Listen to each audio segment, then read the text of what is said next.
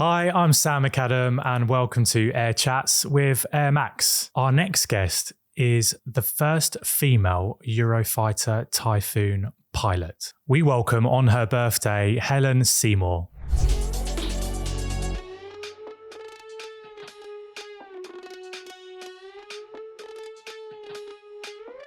Helen Seymour, good morning and welcome to Air Chats with Air Max. Thanks for having me. Pleasure to have you here today. Yeah, thanks so much for coming on. And we'll start off with wishing you a happy birthday. Thank you. Yes, 45.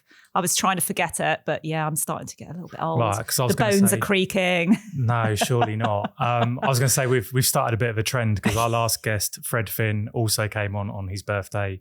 He was 84. I was about to say you're nowhere near halfway, but you've just disclosed it. Anyway, happy birthday and all the best. Thank you. So as you know, Air Chats is an unscripted podcast. Cool. So I know very little about you other than you flew the Typhoon, the Eurofighter Typhoon. Yes. Which is an amazing feat in itself. So would you mind sharing your story up to fast jet with us, okay. please? So I was raised in Norwich. By my mum and my aunt. My dad died when I was really young. So, and the reason I say that is because I've got a trend of sort of female influence, which is great. You know, strong women have always been my sort of influence. So went to school, joined Air Cadets completely by accident because a friend of mine had started it. And if I'm honest, I'd never really heard of the RAF before that. And I don't think I was alone in that. And this is obviously back in the sort of mid-90s.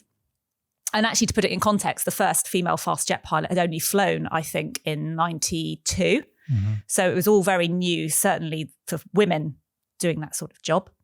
And at university, actually going back to school, I applied for a sixth form scholarship for pilot because I'd started flying in the Air Cadets, really enjoyed it and thought, you know, I love the people, I love the banter, I like the atmosphere, and I like the way of life and the opportunity to maybe travel.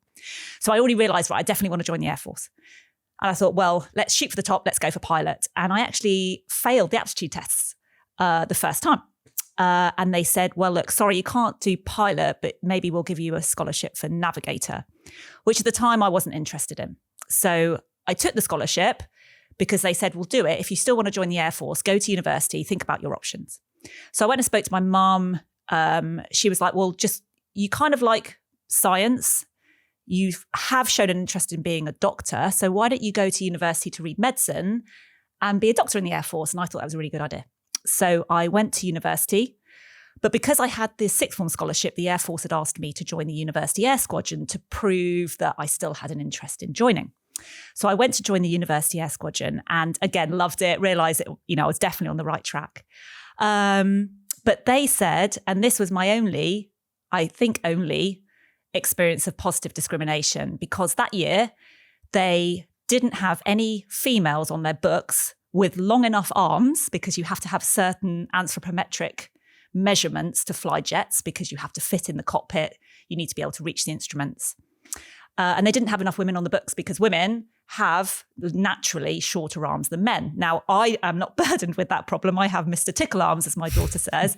And they said, look, Helen, we know you're not supposed to be flying. We know you want to be a doctor, but we need to make up our quotas. Would you meet the criteria, would you consider starting flying?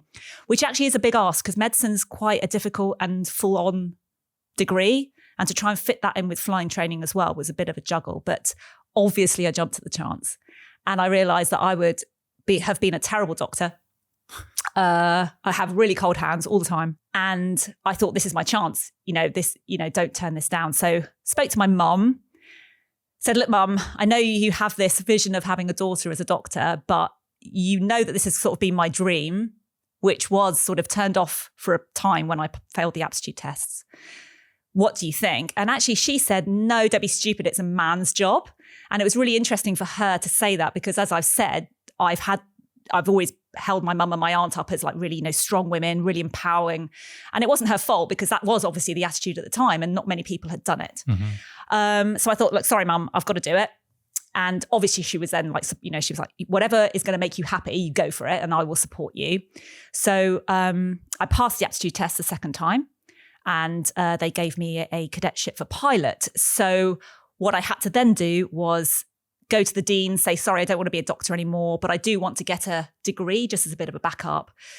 And I ended up changing from medicine to basic medical science, did my 3 years, joined the Air Force, wanted to be a helicopter pilot. And the Air Force, again, had other ideas. They said, look, this year we've just got no helicopter slots. We've only got fast jet slots. Roll with the punches. Finished an officer training, went to fly the Tucano, the Hawk, got a bit of confidence, realised that actually I was going to make it, and then got streamed to the Tornado F3 after Valley. Did that for 3 years as a tour. And then it was starting to become obvious that the Tornado was going to be shut down. So I was looking at other options for onward posting, and the Typhoon had just become online. And so in 2007, I took a job teaching in the simulator, which was quite weird because I was teaching on an aeroplane that I hadn't actually flown yet.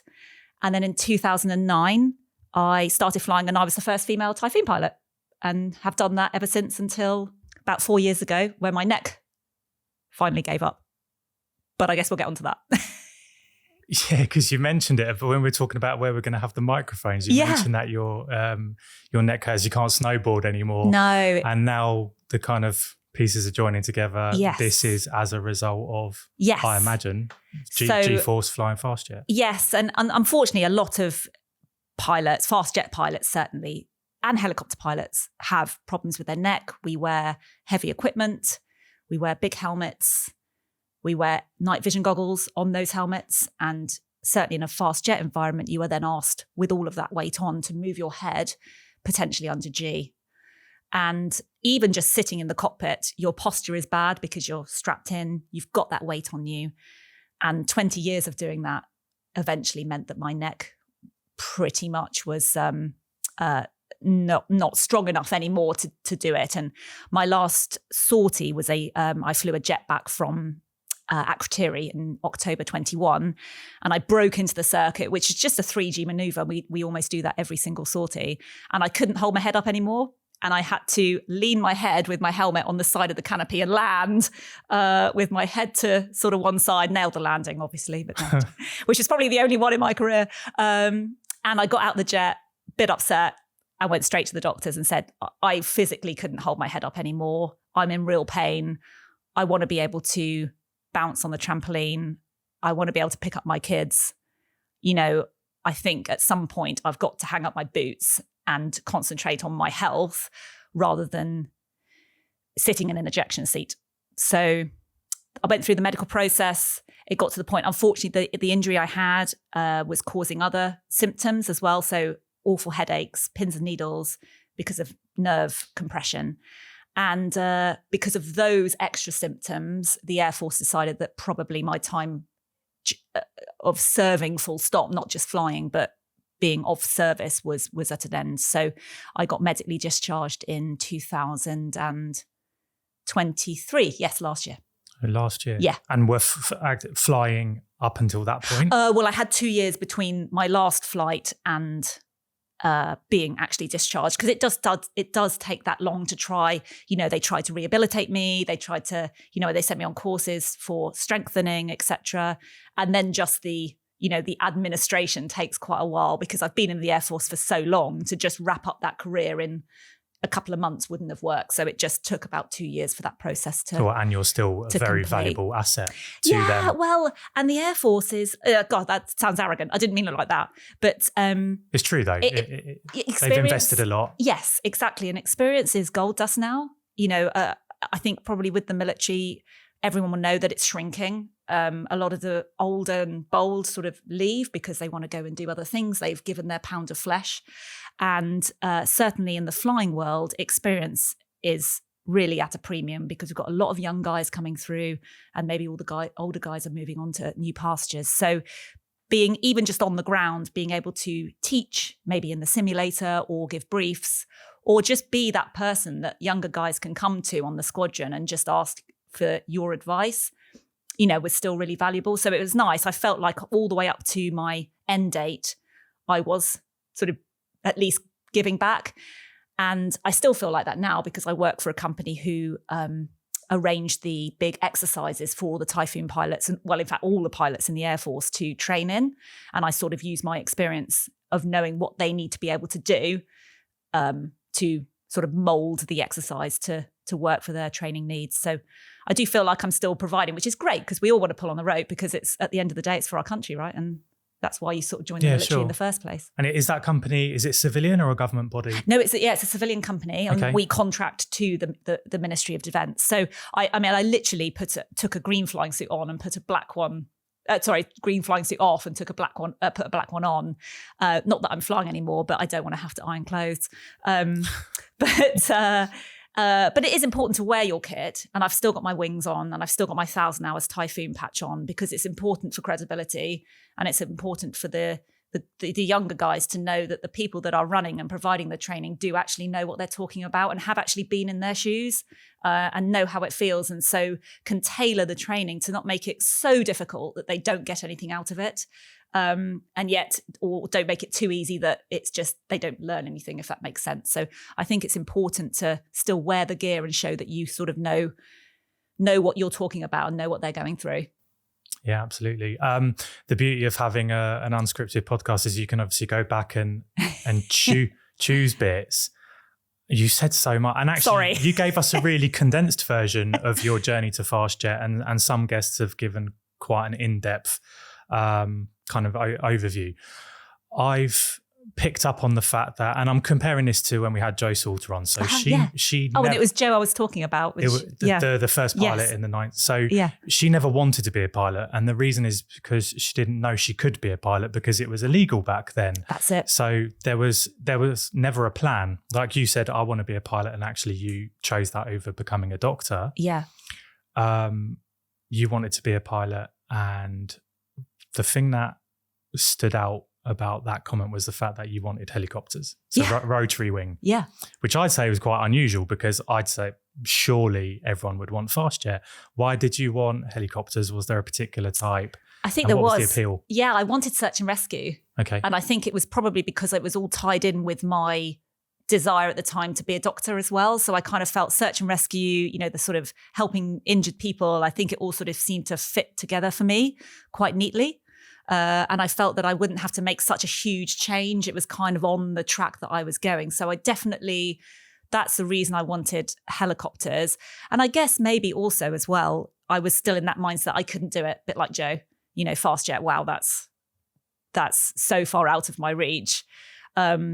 And I would say that that's the beauty of the Air Force flying training system, in that it's such a step-by-step building block approach that you do grow into your confidence in it. And at the time when I graduated Valley, so when I was just about to go onto my sort of proper frontline FastJet, I did feel confident. I mean, I was nervous, obviously, because you're going to go and fly something that could shoot missiles and, not that variant drop bombs, but, you could actually go to war in it. And I'm really grateful for the Air Force training system and the people that taught in it, because they were just brilliant. They, half the battle is confidence in your own ability. And I think they really engender that and foster it. And I think you feel like you're ready to go by the time you finished it, which is fantastic. So yeah, helicopters, I think, just because I wanted to help again still. And I'm really grateful for Jo and the people that were the forerunners. I mean, I've been called a trailblazer. I don't really think I am. I've just sort of, I was the first female Typhoon pilot, but that's a well-trodden path in terms of women going through FastJet, although not that many. But for Jo, Mandy, the first women, they had such a huge uphill battle because of attitudes, the kit, the system just wasn't set up for them. And it's funny because at the minute we're talking a lot to a company who are trying to find the first female Formula One champion. And I was really lucky to go and do a chat with one of their doctors to talk about the parallels, because there are so many similarities between Formula One and FastJet flying. And on top of that, the issues that maybe the first female will encounter. And it was really interesting because I was drawing a lot of comparisons with Jo, because I thought, well, the first one's really difficult. Hopefully the second, third, fourth, much easier, because that path has already been trodden and people will just accept it.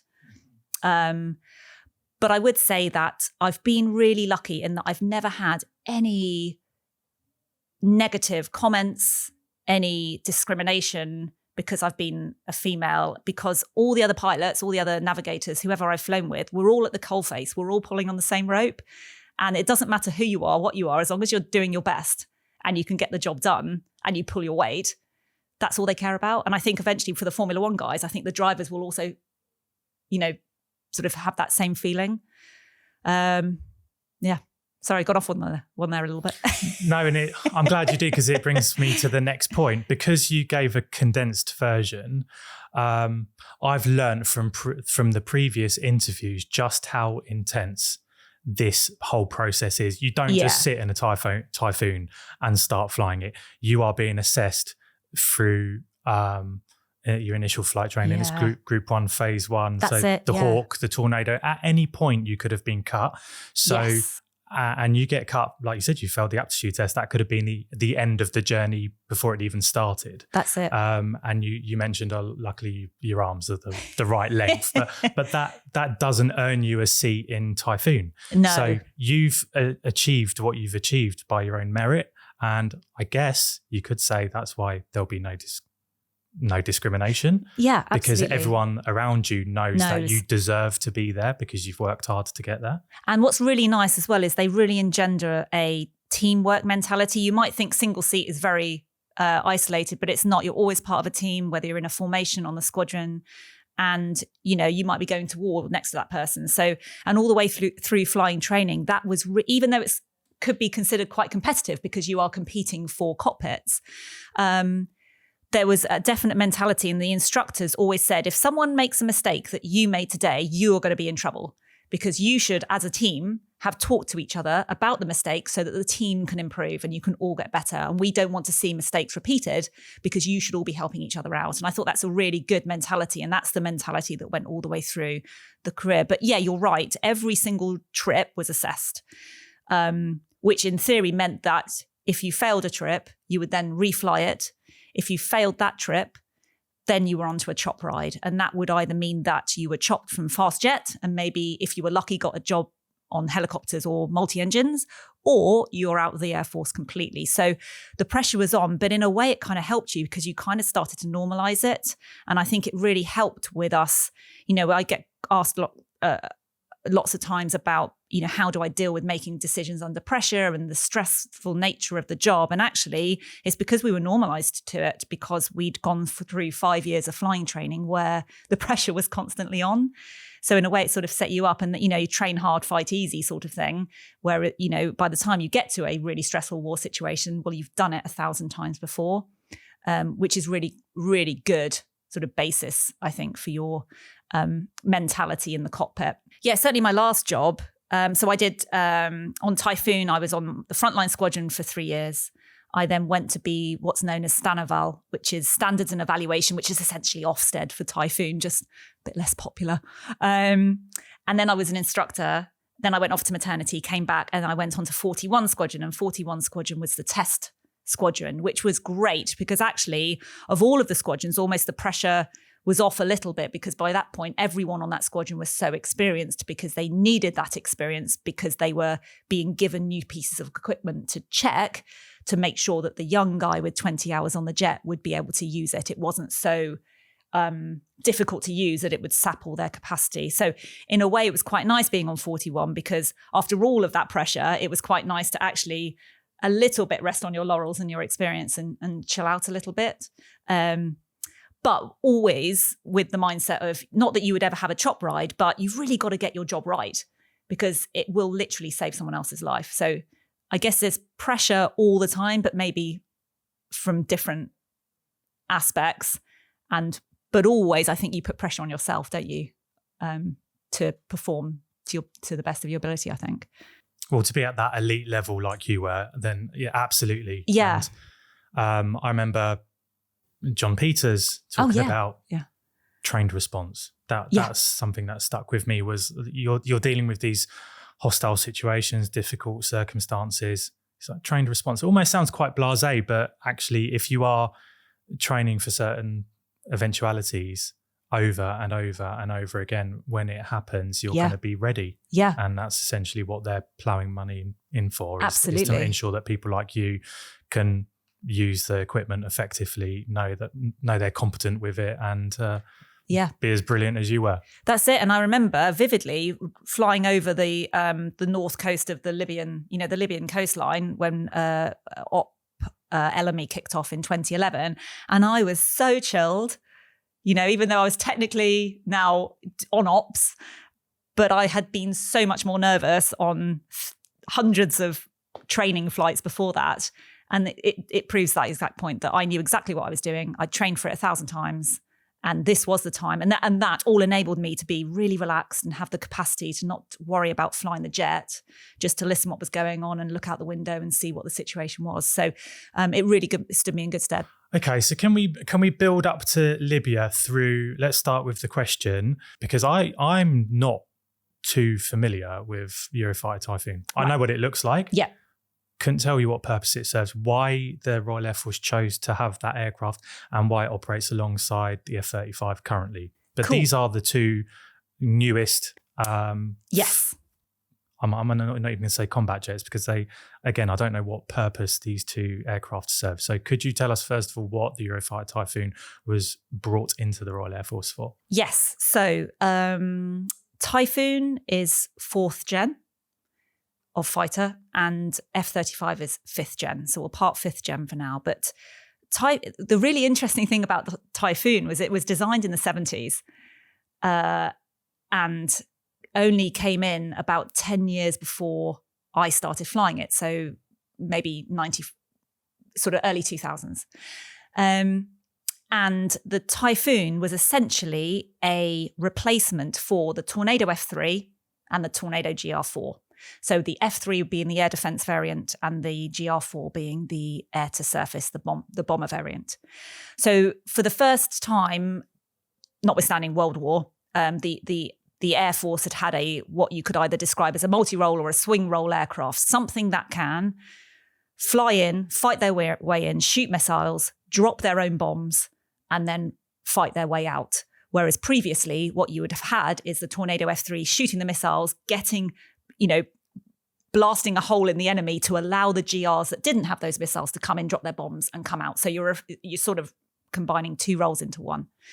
So the Typhoon is the backbone really currently of the air defense of the UK. So we sit quick reaction alert, which had previously been done by the Tornado F3. So it protects the UK 24/7 against either hijacked airline, sort of September the 11th scenario, or probably not so at the minute because they're a bit busy, but the Russians coming over.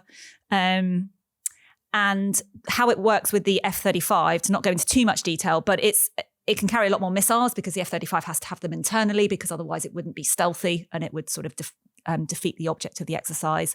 So the Typhoon can carry a lot more missiles and a lot more bombs. And the Typhoon and the F-35 in a warfighting situation would work alongside each other, help each other out. We would sort of, it's called 4th, 5th integration. So if you're in a shooting war, that's what the Typhoon and how the Typhoon would work with the F-35. And obviously, since LME, the Typhoon's also had a bomb dropping ability as well. So in Syria, Iraq, etc., we've been using it, and there are currently jets in Cyprus on what was called, or is at the minute, Op Shader. Okay, so there's a lot of information. Sorry, a lot of information, but it always every conversation with a fast jet pilot always references Top Gun in one way or another, and that is where a lot of people would be familiar with the generational aircraft mentions. Yes, because the enemy in the Top Gun Maverick movie is in a superior aircraft. Yes. I can't remember what generation they're in, but they're less so. And obviously they're like, we don't want to come up against those. So the F-35 being the superior aircraft in the Royal Air Force at the moment.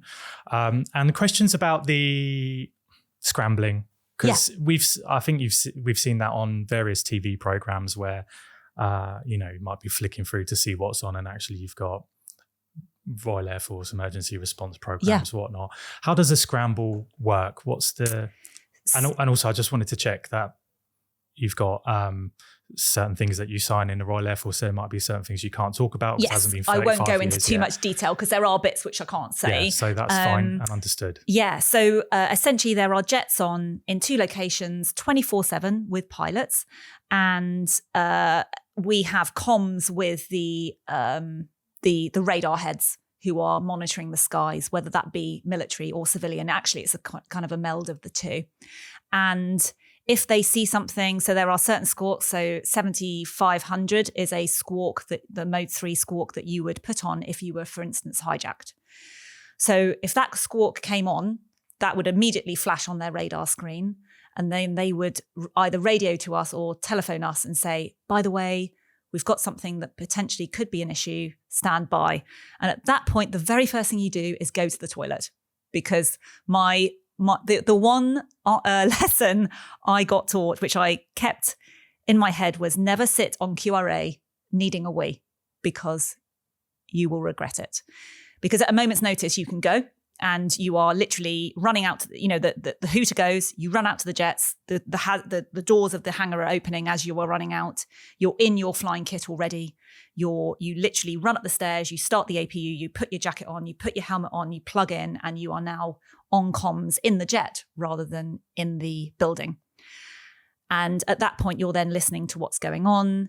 If you hear scramble, scramble, scramble, then you're starting your engines and you're going. Or if you hear return to cockpit ready, that's when you reset the jet and you go back in and you sit back down on the lazy boy and start watching daytime TV. Homes Under the Hammer is what most of us watch. So I'm pretty flippant about it. I mean, we do a lot of the time. You are sat there for a whole day in kit, especially in hot weather. It's awful. You sleep in your kit because this is obviously 24/7. And I got one scramble. This was on a tornado, not typhoon, at 3:00 in the morning. And my navigator came in and he said, the hooter's going. And he said, you literally came out looking like the wild woman of Borneo. Your hair was everywhere. You were trying to get your boots on because you get to a certain point where you know that you can get your flying kit on quick enough that you can afford yourself the luxury of not necessarily sleeping in it. When you first sit it, you're too nervous and you sleep in all your kit, so you don't get a very good night's sleep. But by the end of my sort of career, I was sleeping in just my flying undergarments, as it were, because I knew I could get my kit on, and I balanced the risk of being maybe 1 minute later than I would have been for a good sleep. And I remember on that one where I came out like the wild woman of Borneo, my navigator was already gone getting the navigation systems aligned and what have you. And we got in the jet, we did get scrambled, we were airborne, and I couldn't figure out why we were going so fast. And he said, Helen, cut the burners. And I'd had the burners in for the entire, for about 2 or 3 minutes after takeoff, which I shouldn't have done. And I was like, oh my gosh, because he said, cut the burners.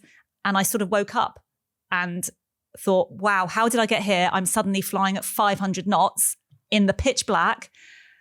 One of the last things I remember was being asleep.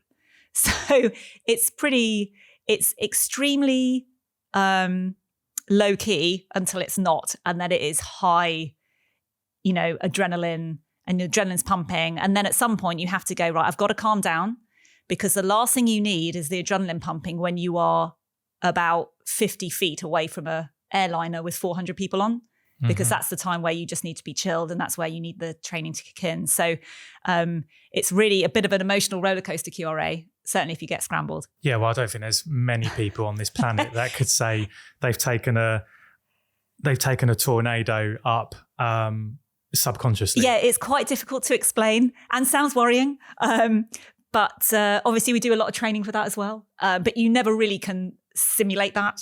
Well, again, that's trained response, isn't it? You've got airborne, you've done everything safely, and okay, you've had to knock the afterburners off, just to save some fuel, hopefully, and the engines. Yes. But you've done it all without thinking. That's it. And you end up doing the checks, and then you kind of in the cockpit, you're flying, and you're like, oh, did I do those checks? Because they're muscle memory. So yes, exactly. Yeah. I don't know if you'd be able to do it with our Concorde episode. We did a takeoff procedure, which would prove to be quite a bit popular. Everyone enjoyed that for a scramble, and you never did it in Typhoon. I did scramble in Typhoon. You did? Yeah. That was just it wasn't 3:00 in the morning on Typhoon, fortunately. Would we be able to go through a takeoff procedure, scramble, Typhoon? Because one thing that really interests me is unrestricted takeoff, and I'm sure a lot of people Yes. So if you're allowed to, yes. you don't have to say what buttons do what, but what you'd be looking for and how you line up and what happens in that situation. You would get the scramble, scramble, scramble message, and you would then the jet, part of its integral design, just like the F3, is that you have not many button switches for exactly this scenario. So I would literally put the throttles forward, which would start the engines. The Typhoon is extremely clever in that a lot of it is automated, and that affords you the ability to have just one person in it. Because Typhoon's really easy to fly. But I am digressing, but I realise that I will come back. But there's a lot of information for one person to take in. And obviously there are redundant systems. There's 2 systems for everything. So there's a lot of automation to help you out, as it were. Sometimes it doesn't help you out because sometimes she thinks she knows best, but she doesn't because she's a machine. And I say she because it's a woman's voice that talks to you. Okay. She's very annoying. Like Alexa. It's very annoying. Yes. And she shouts at you for various things that sometimes you need to know and sometimes you just don't. And she just interrupts your thought process. So the throttles go to idle, and that the engines then sequence themselves to start one and then another. And you've got the guys, and I should mention that you've also got the lineys and the guys who quite often just run out in their pants because they've also been in a deep sleep, and I've been taxied off more than once with guys in their pants from QRA. So the engines are starting. At this point, you're then thinking about the weapons because you need your missiles to cool. So you're interrogating the weapons systems and you're checking that those are all online, because if, let's say, you didn't have a certain weapon working for you, you might need to tell someone that's going to be starting to make decisions, because you're not there to make decisions. You're there to report what is going on. And it's definitely up the chain, all the way up the chain to, the Prime Minister that will essentially make decisions. And I'm not going to touch too much on that because I can't. But you're checking that those are working. You're reporting any defects. You're checking with your wingman because they're also starting as well. And again, if they're having a problem, then you might need to tell the radar guys, look, by the way, Q2 is having a problem. He might be late. You're checking with the tanker because the tanker is also getting airborne because you don't know you don't know where you're going. Maybe you don't know how long you're going to be flying, so you're going to need gas. So you're talking on the radio, you're listening to the other radio as well with the situation, hopefully getting some information about where the aircraft is and what the situation is. Is it a bomb threat? Is it a hijacked squawk? Is it just someone with a problem that has lost comms? Because it could just be an airline that's lost comms and you need to just go and help them because they might need escorting into an airfield. So you're doing that, you're checking your weapons, you're firing up everything. The guys outside are doing all the panel checks, but that's it. Actually, on Typhoon, it's great. There's not much to do. Once everything's good to go, they'll unplug, they'll go out, and you just taxi off, and they take the pins out of the flares, because your flares are also something that you can use to potentially attract attention of someone in a cockpit, for instance. And then you taxi round. The hazards at Coningsby, which is one of the bases, are pretty close to the end of one of the runways. It's not a very far taxi by definition because you want the minimum time possible to get airborne. And as you're taxiing down, that's the point where you need to sort of settle down because you're then into your normal pre-takeoff checks that you would do every single mission. So the startup checks are very specific. They're sort of quick reaction specific checks. By the time the pins come out and you are now on the dark taxiway, I always say to the guys that I'm teaching quick reaction alert to, it's like, that's the time to just take a breath, relax, put your normal hat back on and go, right, let me go slow time through my takeoff checks, because that is my last chance before I go flying to make sure that I've got everything working for me and that everything's in the right place, that I'm squawking, that, my lights are on, all the sort of mundane things that are super important that you might not have thought about when the adrenaline was pumping. So we're going down the taxiway. It might be dark, but in a way, when it goes dark, it's quite nice because it sort of calms you down a bit. You're speaking to air traffic. You still need to get takeoff clearance. And actually, they're normally pretty good. They normally give you that straight away because obviously you have priority. And certainly in 3 a.m, there's probably not many other people flying. And you get to the end of the runway and you don't have to stop. Normally we would stop, check the brakes, but for quick reaction alert, it's just go. You're checking in the mirrors to see your wingman, how they're doing. And you taxi onto the sense line. And for Q, because you're heavy and because we need to get going, it's a reheat takeoff. So reheat takeoff up to a essentially mid 200s and then reheat out. And then again, wheels are up. I'm squawking. I've got 10-13 set. Relax. Right, now almost becomes the difficult part because you've now got civilian air traffic on the front radio. You've got the tactical military people on the back radio, and everyone is wanting to talk to you because they want to know your updates. They want to know your status. They want to know how you're doing. They want to know if you've got them on the radar yet. And they are having a bit of a battle as well because the tactical person knows exactly where you need to be to intercept the aircraft. But the civilian people are going, well, actually, hold a minute, I've got loads of airliners up there as well. So I can't just give you freedom to maneuver at any height because I've got other people to deconflict. And what they're doing at that time is trying to get people out of the way. And so there's a real battle. And that's the difficult bit because there's so many people talking to you and you're trying to, calm down, figure everything out, speak to your wingy. And then at some point you get a handover from the civilian guys say, yeah, I've got everyone out of the way now. Tactical guys, you have now control. And then you're just speaking to them. And what normally happens is that I would speak to them and my wingy would maybe take over speaking to the civilian guys. And then fortunately, you're back into that, training takes over. This is just going to be now a VID. We're going to go and see what happens. We're going to close up. Is there any damage? Is there any unusual activity? Are they on the flight plan? Can I literally go up to the cockpit and see the captain? Is he, signaling I've got a problem or whatever? And it's then your job to report what you can see so that those that are making the decisions can make an informed decision about what is then going to happen. So it's been pretty intense up until that point. Then you have to force yourself to calm down to get airborne in good order. And then it gets pretty intense again when you're trying to figure out everyone's talking to you and wants a bit of you. And then it calms down again because you're then into everyone goes quiet and you're into you just fly the profile that you've flown 1,000 times.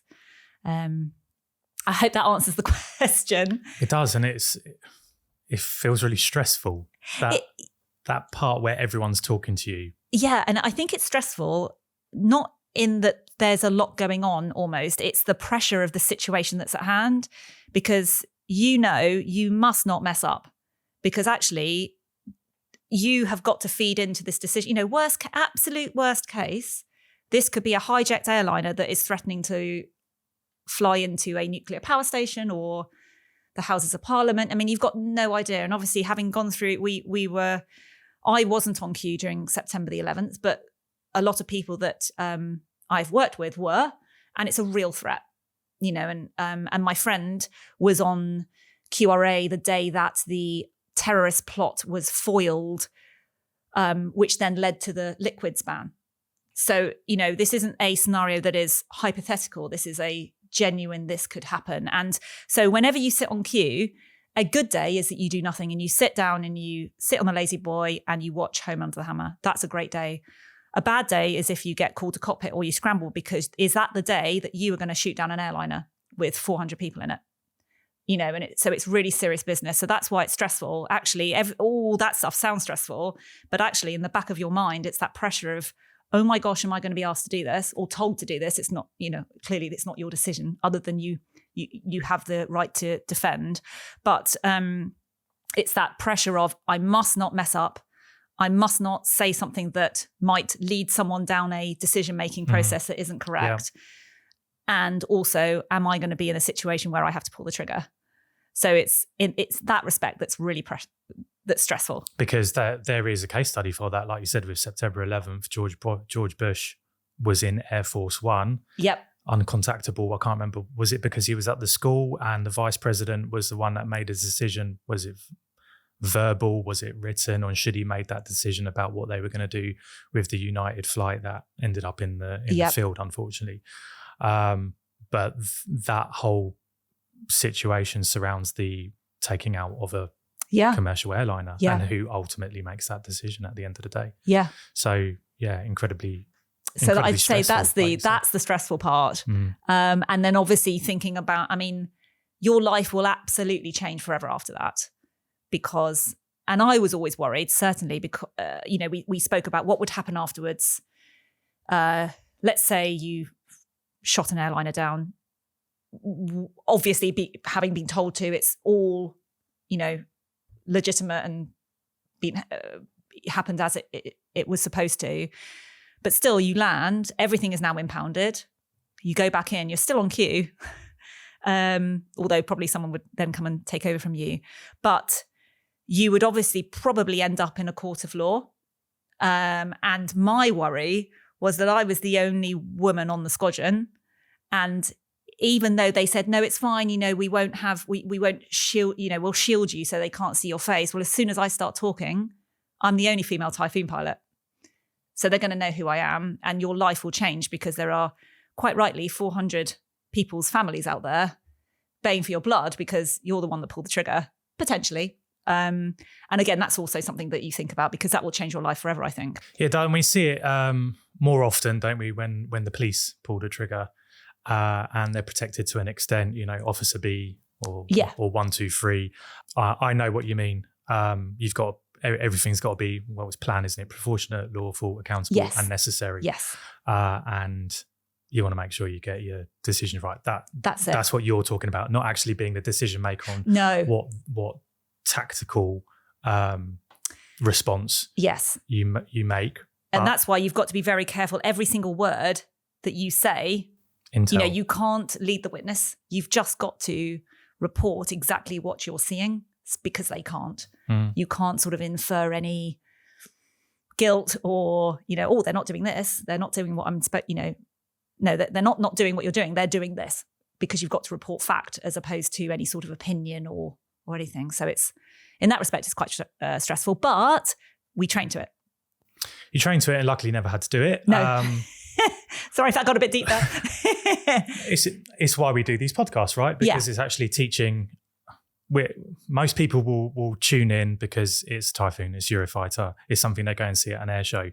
But as we've discussed every time, these aircraft aren't made and bought and put into service, and people like you aren't trained to go fly around for people's enjoyment at an airfield. They actually serve a purpose. Yes.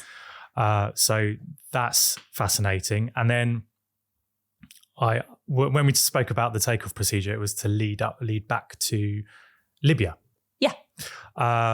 Again, real world scenarios. Yeah. So if you don't mind, I remember it slightly because of Gaddafi. What's the environment like? What was going on in Libya at the time? Mm-hmm. Maybe for the younger generation that are listening that aren't familiar with what was actually happening, what Libya was like, and our reason for being there. Yeah, I think it was a bit of a melting pot. Obviously, Gaddafi wasn't the nicest dictator, as they often are. And I think it just got to a head where, he had to be ousted.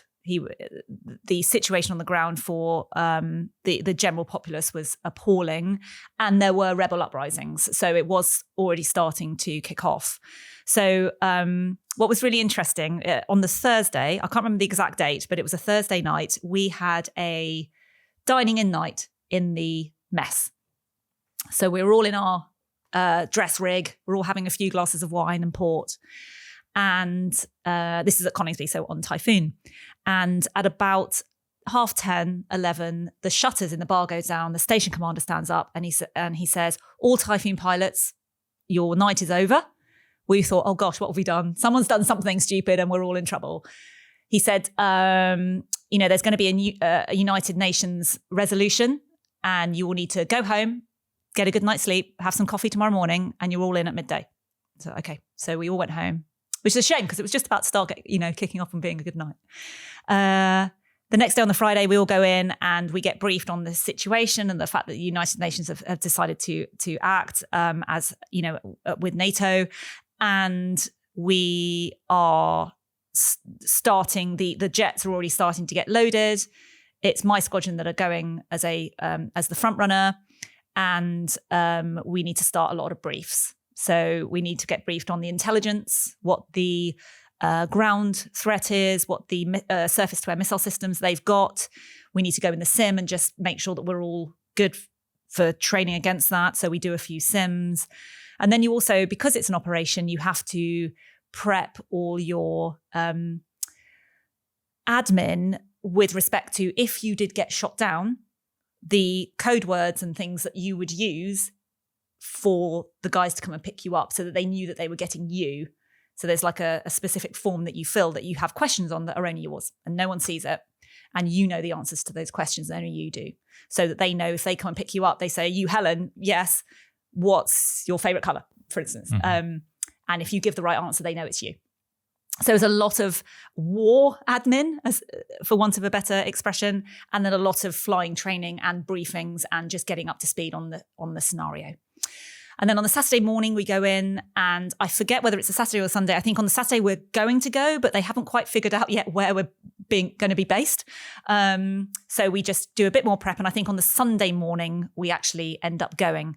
And we take 10 fully armed jets to Gioia del Colle in Italy, which is a base in southern Italy. And you essentially get airborne out of Gioia, fly due south for about an hour and a half, past Mount Etna, which is quite cool.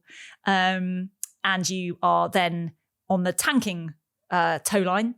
You tank, and then it's about another half an hour to the Libya coast. So we are flying across, and there's a quite funny story. So it's my friend who's leading us. He's the squadron leader of the squadron at the time. And we go to Roma control because we're obviously we are essentially airliners. You know, we're general air traffic going across all the airways from the UK to Italy. And they say, oh, good morning, RAF Air, because that's the call sign we use, RAF Air 7421. Who are you? And we're like, he says, we're 10 Typhoons, flying to Gioia. And they say, are you armed? And he says, yes. And from a Delta Airlines pilot, all we hear is, get some. And he's clearly an ex-military US pilot flying a Delta Airlines. I just thought that was brilliant because he obviously knows what's going on. And the 10 jets, we all land and there's no one there. There's literally 10 people there. One of the other pilots that's been posted away to a higher job taxis me in because it's so last minute. And what's amazing, there's one set of engineers and they turn all the jets, and the very next day we fly our first mission, which is just incredible. And then everyone else arrives. It's quite funny. We start with 10 people, and by day 3, there's 600 people there. And it's quite an interesting story because I fly mission 3, and on mission 2, an F6, I think it's an F-15. I can't remember exactly what happens. I think they have an engine failure, but at the time, we think they've been shot down. We don't know. A jet is lost. The crew have been picked up. They're fine, but a jet is lost. And so I fly mission 3, and at that time, we're just no-fly zone policing. It's just we're loaded with missiles. We are literally just not allowing anyone to get airborne. So I'm with my good friend. This is my first op mission. I'm, pretty excited. We get airborne. We fly south. It's, like I said, about an hour and a half. You get to the tanker, and my only worry is plugging in. Because you can break your probe plugging into a tanker if you're a little bit aggressive. And I'm like, oh gosh, am I gonna? This is my first op mission. I've got to get it right. So I get gas, which is great. It's all cool. And by then, like I said, then I'm really chilled because we fly over the border. We're flying around. We get news of a helicopter. We're told to commit. And we commit on this helicopter. But I don't know whether it's just a random radar blip, but we don't find anything. We fly around. We tank about 3 or 4 times because our slot is maybe a 6-hour slot. And we fly back. And it's an 8-hour mission in total. And just as a total sidebar, which I guess we can talk about later, is I've not been provided anything to wee in. Men have pee bags, but unfortunately at that point, the women's kit wasn't great. So I've essentially had to dehydrate myself a little bit. So I'm taking sips of water on the way home. I've got a bit of a headache. And we land and we get out the jet. We're on a pan. We're all like, woo, this is great. The guys know that it's my first mission. They're like, well, it's the first female, operational sortie on Typhoon. Unbeknownst to us, though, on the officers' mess roof in Gioia, the Italians have allowed all of the press to be up there, and they are taking lots of photos, videos of us, etc. And the very next day, I wake up the next day and have no idea about all of this. My phone is just emails, texts. Oh my God, you're on every single front page. My mum phones. She's really upset because she's heard that an F-15 has gone down, and then she's got reporters in front, at her house. And that's why I always shied away from press. I know the Air Force is always, every organization is always about good press, and they will always encourage it. But it's a real double-edged sword for the military because because of that. You know, my mum has her daughter on ops, an aircraft's already been lost and she's got reporters at her house. It's not great. So, and it's just capacity sapping because you're worrying about that. You're worrying about home. You're worrying about what they're worrying about. You want them to know that you're okay, but you're busy, so you can't necessarily contact them. So it's quite stressful. And I didn't want everyone knowing that I was doing this. And it was a bit sad because one of them said, "Do my bombs look big in this?" And it was written by a female reporter. And I was like, why is it such a big deal that a woman is doing this? Of course I'm doing this. It's my job. I'm no different to any of the other pilots. And all the other pilots were like, "Oh, we're really sorry about that, Helen." You know, they felt really bad for me because they didn't get that extra stress.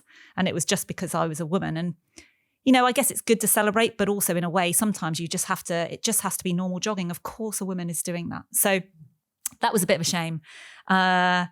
But Libya was really good. And then eventually, so at that point, because I'd flown the F3, I had never dropped a bomb. I knew nothing about dropping bombs, the legalities, the rules of engagement, all of that. So, and the war became kinetic. So about 3 months after I was there, Typhoon started dropping bombs alongside the GRs. The Tornado GRs, because they were still in service. They hadn't gone out of service yet. So I was sent home. I went to learn how to drop bombs and all of that sort of stuff, and then came back after that.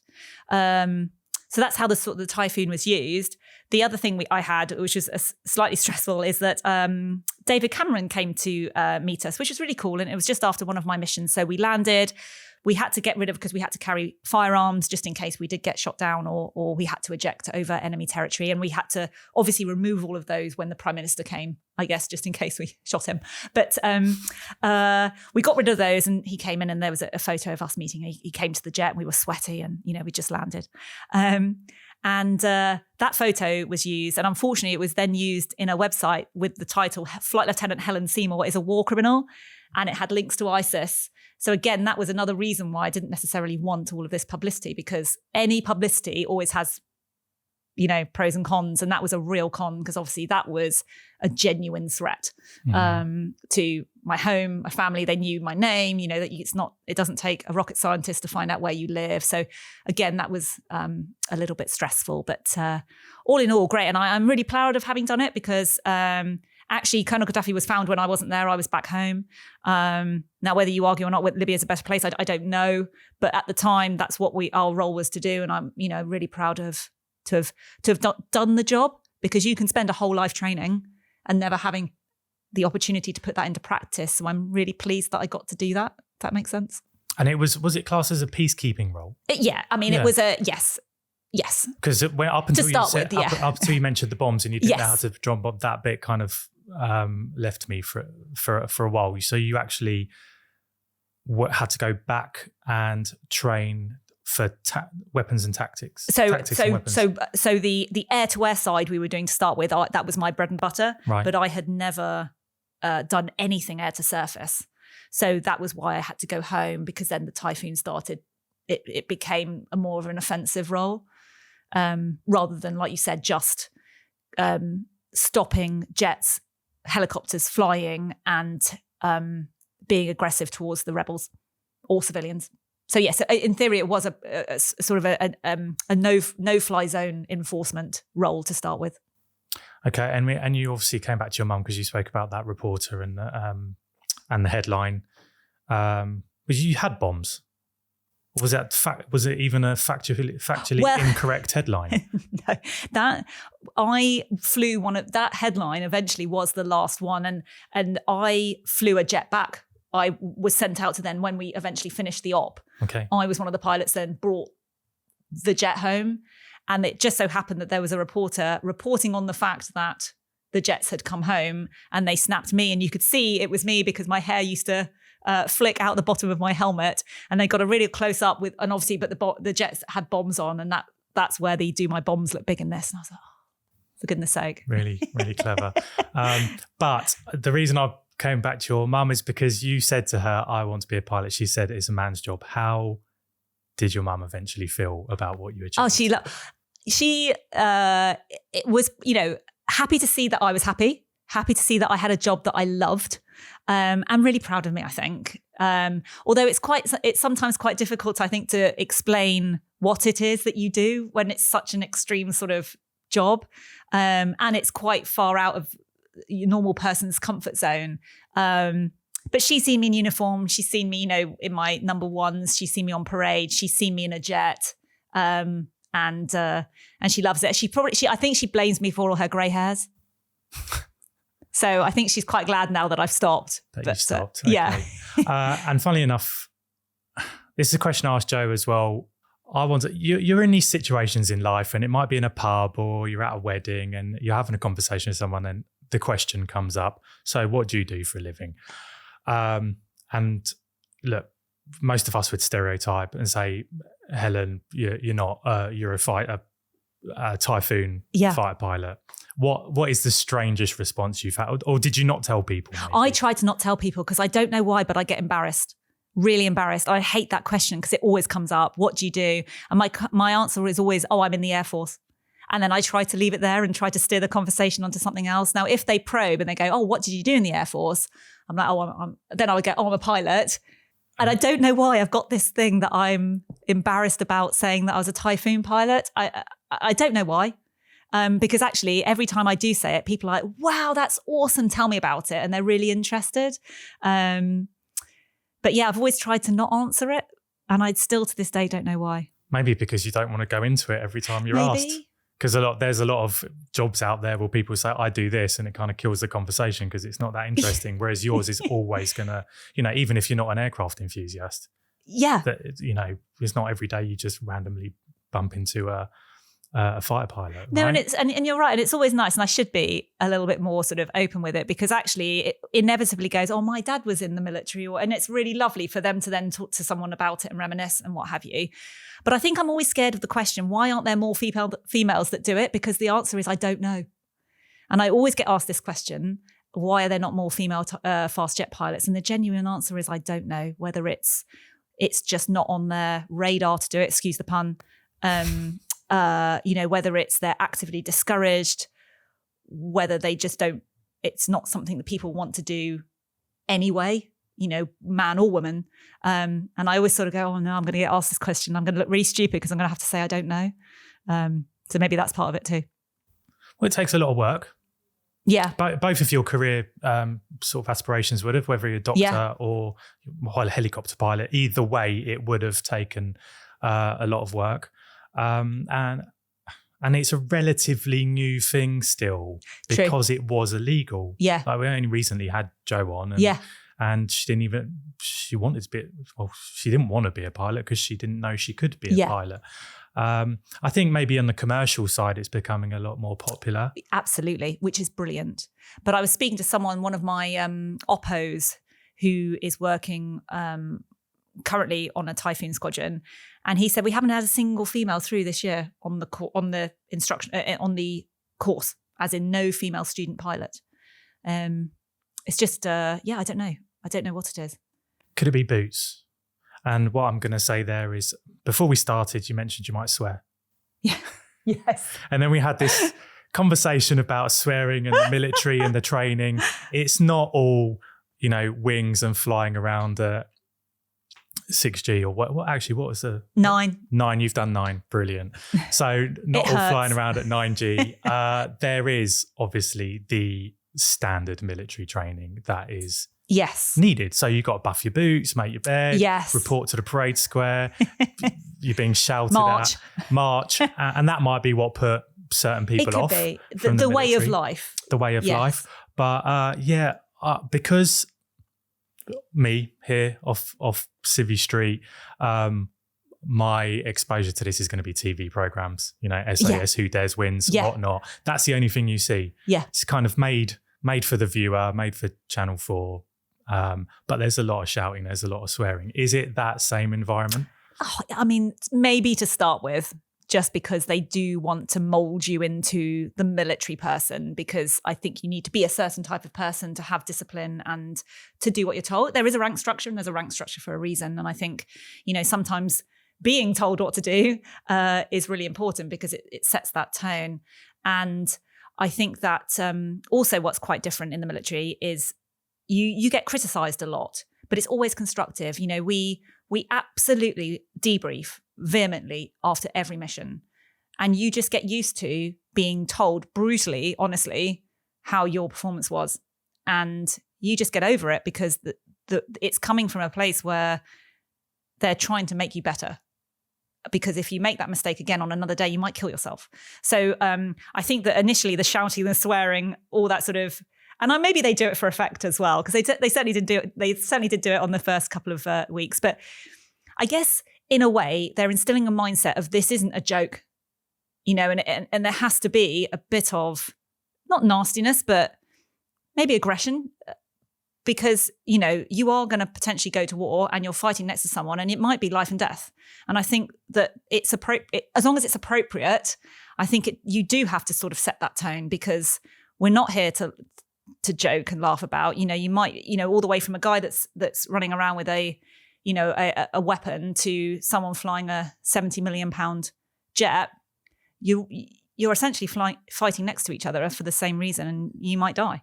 So I think that actually in the start, the swearing and what have you is probably appropriate, because I think it sets that tone. Well, I've not been, I was trained as a firearms officer, right? So I've had like a very small exposure to it. Yeah. But I'm thinking about John Peters. He gets shot down in Iraq. He gets captured. He's abused. He's tortured. If you can't deal with being sworn at on the parade square, exactly, you're never going to be ready for capture and evasion. Yeah, and at no point am I sort of advocating, bullying or what have you. But I think in an appropriate sense, at the appropriate time, in response to maybe an appropriate behaviour from someone, to then realign them, if that makes sense, into the military way of life or mindset. I think it's fine. Yeah, and I swear, I still swear all the time. I can't help it. And that's a good thing. And it will always be a personal opinion, but I think we could steer in that direction a bit more in corporate environments, because I've personally seen it get a bit sort of wish-washy. I don't like it. Maybe I'm old school. Every day I feel like more of a dinosaur. But I do say, I mean, if I ever speak to a company, I always talk to them about the debrief, because I just don't think, I've seen it in you know, even just like in shops, people can't take a debrief. It doesn't have to be delivered in a nasty way. It's just an honest, like, if you did that would be better. You know, an honest sort of observation and critique. Critique always sounds bad, but I don't mean it in a bad sense. People get completely flustered. They are not used to either being called out or being spoken to honestly about something that maybe they could have done better. And I think that's a real shame. And actually, you will not progress. And that's why if I ever speak to a business, I'm always really key on the debrief. Because you've got to be open and honest. You've got to talk about, well, if you want to improve as a team, you must talk about your failures. And it's then behoving on the person that's running the debrief. And I think this is where I used to earn my money as an instructor, is that you have to set the space to be, you need the people in the debrief to feel encouraged and empowered to be able to be honest, if that makes sense, so that they know that they're not going to be ridiculed. Because actually being open and honest with your own performance is so altruistic, because like I said, if someone makes the same mistake that you made today, tomorrow in a different set of circumstances on a fast jet world, it might kill them. So it's a really important thing to do. And we have this sort of thing on Typhoon, which is show your tapes, we sort of call it, in that Typhoon single seat. So in theory, what you could do is you could fly, land, throw the keys at the engineers and walk away, and no one will have ever seen how you'd performed. Obviously, there are tapes recording everything. And absolutely, after the flight, we get all our tapes in and we encourage everyone to go, actually, I've got a really good point here. I messed this up and I think I know why. And so we go to that point and we look at it. And people might be listening going, gosh, that would make me feel really vulnerable, because I'm opening myself up to people thinking worse of me because I'm showing a mistake. But the reverse is true. People will hold you in much higher esteem, I think, if you're open and honest about your own performance. So yeah, I think sort of being receptive to criticism, etc., is so important for a growth mindset. I couldn't agree more. And I think where we're talking specifically about aviation, a lot of changes unfortunately come after a disaster. Yeah. You know, then they investigate, hopefully find the black box. They can see what's going wrong. Corrective measures are taken, and the same thing might not happen next time. So actually being self-critical and reviewing what's going on in whatever industry you work in might prevent something more drastic happening later on down the line. Yeah, and I've always been an advocate of humility. I think humility is such an important characteristic because the day you stop learning is the day you die. And you've just got to be able to as long as it's not malicious. Correct. Yes, it's got to be constructive. I mean, this gets a lot of comments, but then good ones as well. Yeah. There was Everyone's got an opinion. I don't have his name. Yeah, some of them are funny, to be honest. And look, if they're malicious, then they just don't concern me, right? So, but it also helps because there was an Australian guy that commented on one of the videos. I don't have the username, but he was the guy that said it would be brilliant to get a Typhoon pilot. Oh, well, there you go. And so I started searching for a Typhoon pilot and found you. So it can be really helpful, and that's what's great about. And that's one of the things comments. I said to the doctor about the Formula One driver. I was like, you need to give her a mentor that can help her with this and shield her. Because I mean, when all the stuff came out in the newspapers about LME, most of the comments were about my hair color. And in a way, it was so ridiculous that it meant that I could brush it off because they don't know anything about what I'm doing, how I'm performing, what I'm like. They're just commenting on what color my hair is. Great. And I think that the Formula One girls need someone that can just say, look, you are going to get comments good and bad. These people don't know you. They're going to have an opinion. Just don't worry about it. Take the positives. Don't worry about the negatives. Haters going to hate and all that. But does it piss you off? I think I was probably a little bit riled, I guess. Yeah, because you kind of think, well, how dare you? Come and say, if you've got something to say, come and say it to me. You know, don't hide behind. Keyboard warriors. That's the thing. Yeah. And most wouldn't. No, because actually they realise they've got nothing important or helpful to say. But then it was nice to hear that you didn't experience discrimination when you No, honestly, the Air Force have been brilliant. Everyone in the Air Force has never... There's obviously banter, clearly, and I've always been of the opinion if the banter stops, that's when you've got to worry. But no, I've never received any nastiness, derogatory comments, nothing. And I think that you make your own luck with that as well, in that I've always been, I'm just Helen, the pilot. Okay, I happen to be a female, but in my head, I'm just the pilot. I'm going to work, I'm doing my job. It doesn't matter that my name is Helen and I'm a woman. And as long as you don't play on it or, I think you can make it as big a deal as you want to make it. And I never made it. It was never a deal. It's not a thing. It's just, I'm here to do a job. So I do think you make your own luck. Yes. And it was also written on the side of the plane. Yes. I want to know about that. I thought a Typhoon would be like a pool car. And They are. But you've got your name written on it. Yes. It's complicated. So the Typhoons are essentially a pool between all of the squadrons. So the jets will move around. I don't know how that works or what the metric is behind that, but they do. And when they come to a squadron, they get the squadron colours on. And every so often, the pilots on that squadron, the names, and the engineers and other people on the squadron will get their names written on the jet. It doesn't mean it's your jet. So 433 was my jet. It did have my name on it, but it wasn't my jet. Whenever I walked up, because the pilots' names are all normally on the left side, because that's the jet that's the side you go up the stairs. And it was always nice because I used to get excited about walking up the steps and see my name. It's like, oh, this is exciting. And I got a photo from my mum. But it's not my jet. It's not the only jet I would fly. I would fly any jet. And actually, when you go on ops, all of the stickers get taken off anyway, so that they're just grey. And they don't want to get shot down. Yeah, exactly. They don't want to give any information away at all. So all of those get taken off. But unfortunately, you don't have one jet.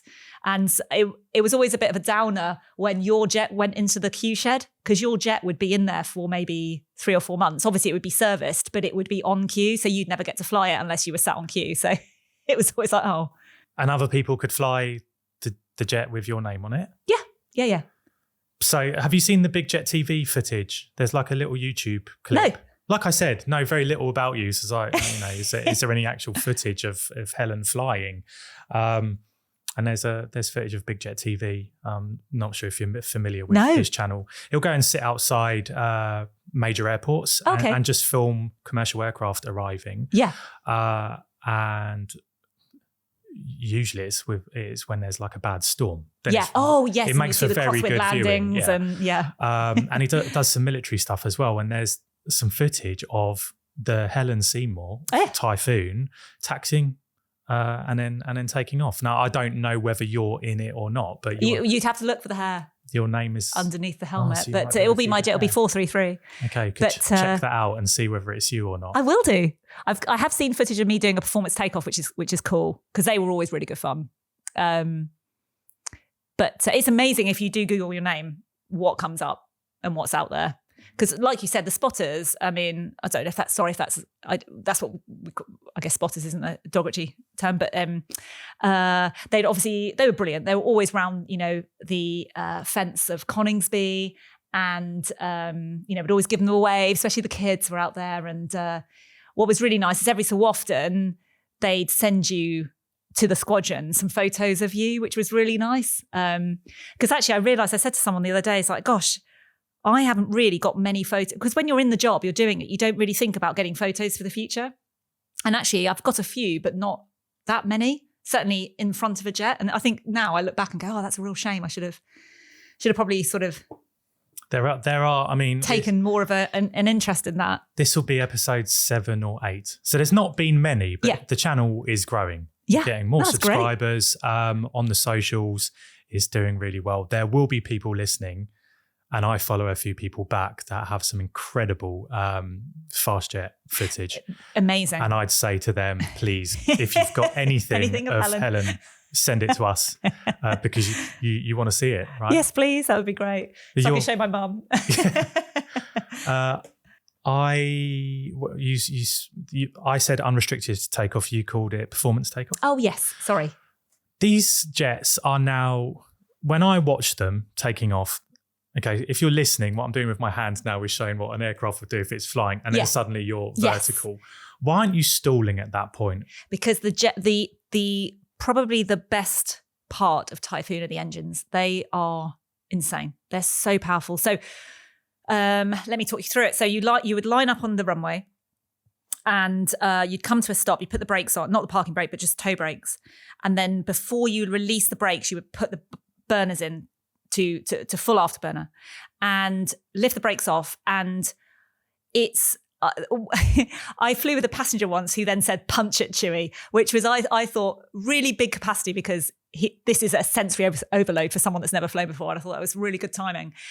But it's so true. It's like the Millennium Falcon. You are pushed back into your seat. It is so fast in about, before the cable, so the cable that goes across the runway, which I'm guessing is about 500 feet from where you would start your takeoff roll, you are rotating.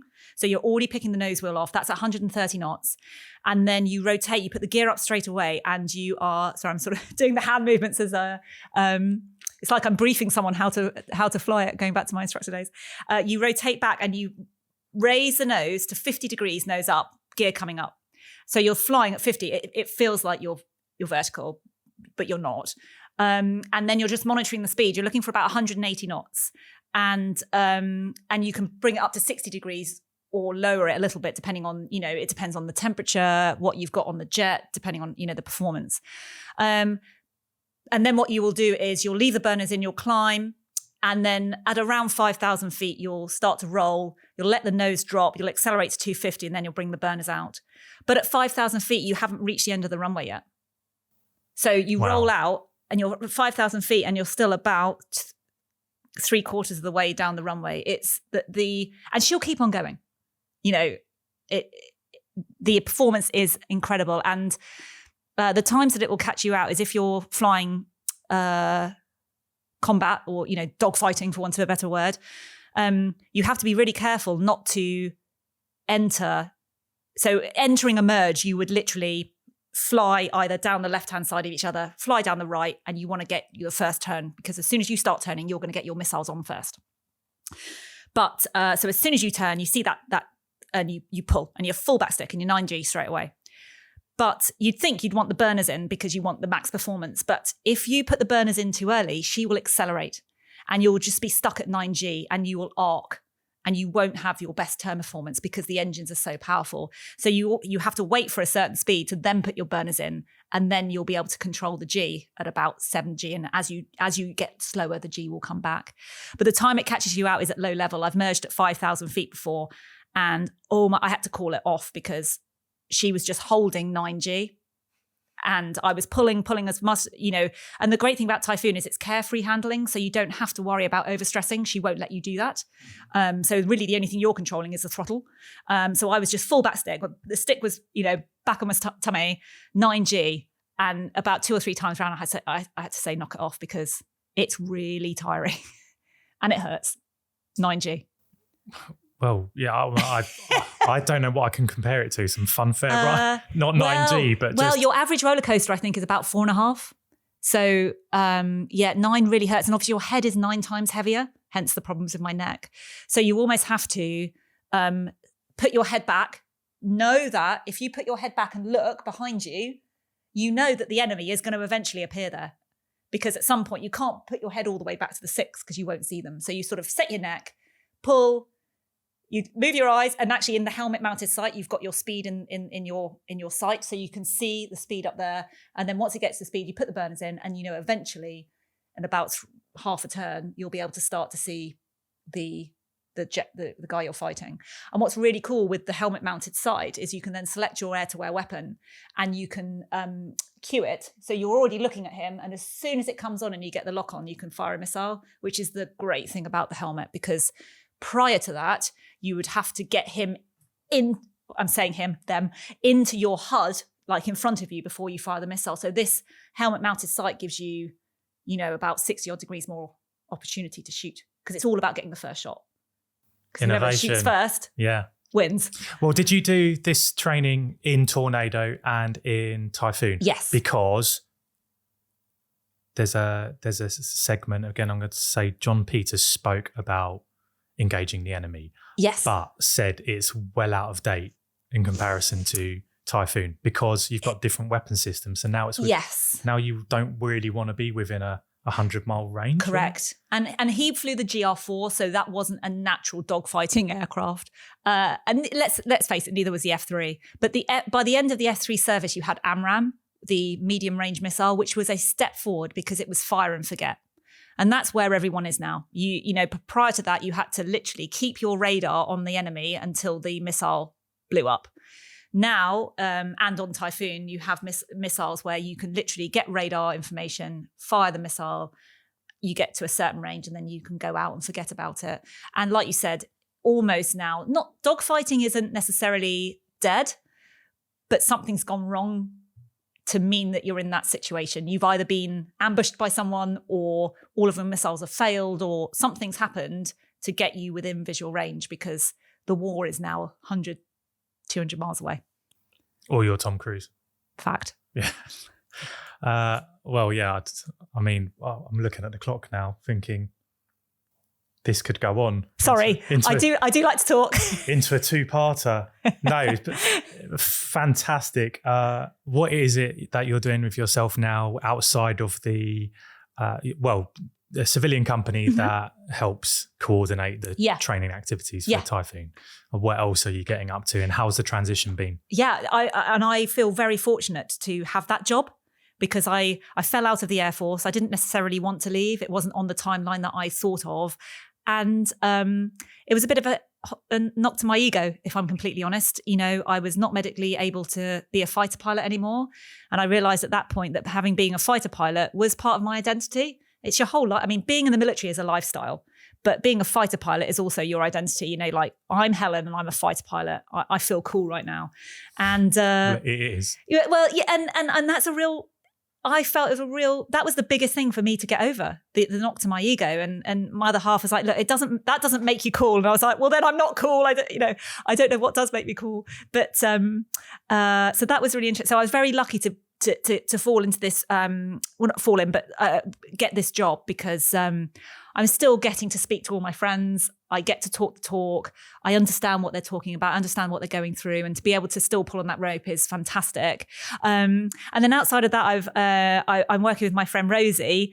We've set up a company called On a Mission, and Rosie, just to put it in context, I used to fly with on the Tornado. She was one of the navigators on the squadron, so we've flown together. But she was made redundant from the Air Force about 10 years ago, so she did a lot less sort of time than me. But in that time, she did loads of experimental missile firings, and she's gone on to look at human factors and get a master's, and so she teaches in other sectors like the medical profession, industry, about human factors, CRM, and all that sort of stuff. So between us, we've got a lot of experience of being able to take what we do and go into companies and just, give a keynote or maybe set up training for them, because we feel like we've got a unique view on the world, certainly from a military perspective, because we've worked in a predominantly male environment, and we've seen a lot of the things that could be thrown our way and gone through the system and the pressures. And,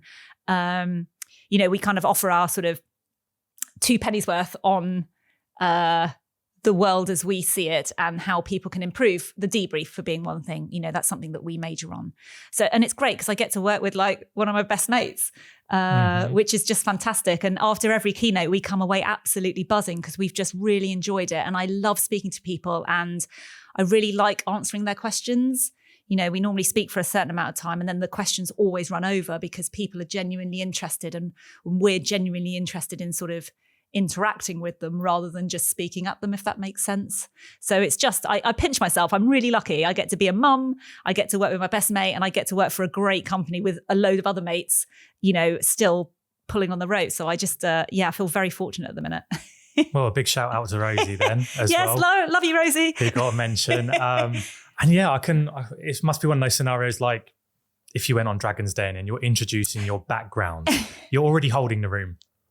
Right? Because you don't have to ask for anyone's respect. You've got it from the moment you walk into a room if you know what you've done. Yeah, and it's really nice to take people outside their comfort zone, because Rosie's extremely petite. I'm lanky but small, and neither of us look like what we've done. And then we put a photo of us up in front of a tornado, and it's sort of, people are a bit dumbstruck. And it's really nice to take people out of their comfort zone and talk about quick reaction alert, talk about the scenarios. The scenario I was talking about with the liquid bombing, that was Rosie who was on cue that day. So we talk about, our experiences, and it's just awesome fun and really cool to sort of impart 1 or 2 nuggets that we've had drummed into us, which it's only now we realise are really useful for normal life, not just when you're in a mission cycle, as it were. Mm-hmm. All transferable. Yeah, absolutely.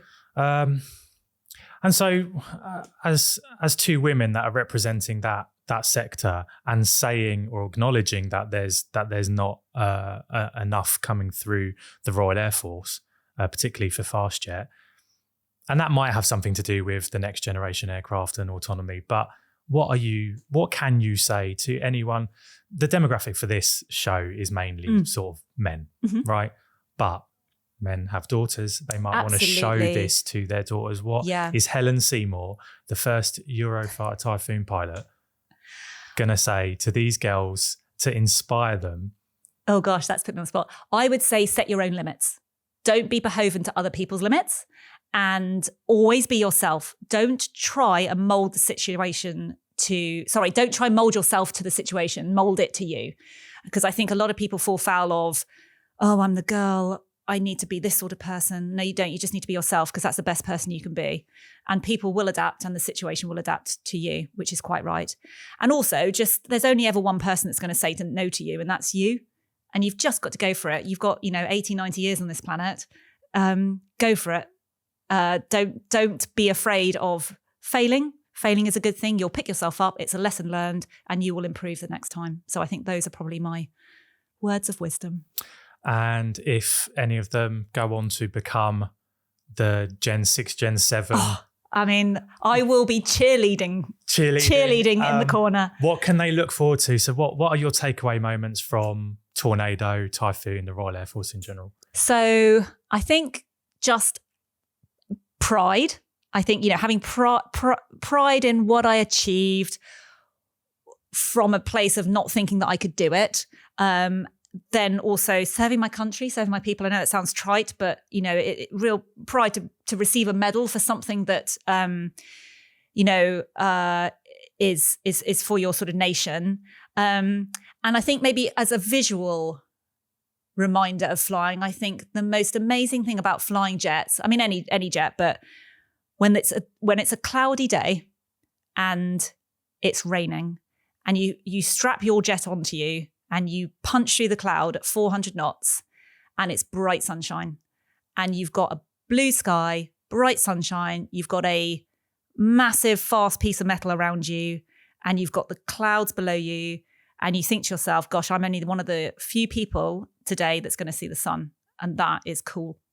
And I think as a visual representation, that's one of the things I'm going to, you know, maybe that's one of the things I really miss about flying is that. So I want to be really dorky now.